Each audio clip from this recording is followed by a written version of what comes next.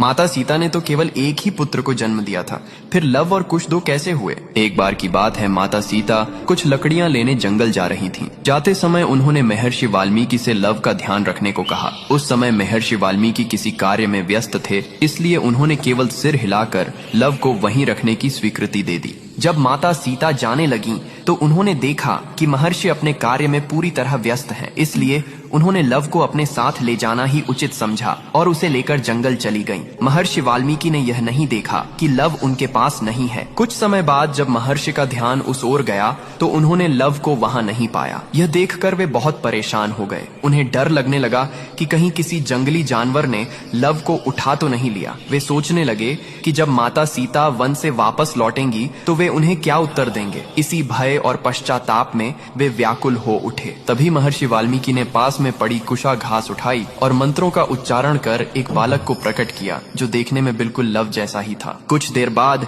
जब माता सीता वन से लौट कर आईं, तो महर्षि ने देखा कि उनके हाथ में लव पहले से ही मौजूद है। यह देखकर वे आश्चर्यचकित रह गए, लेकिन माता सीता उस दूसरे बालक को देखकर अत्यंत प्रसन्न हुई, क्योंकि वह बालक कुशा से उत्पन्न हुआ था, इसलिए उसका नाम कुश रखा गया।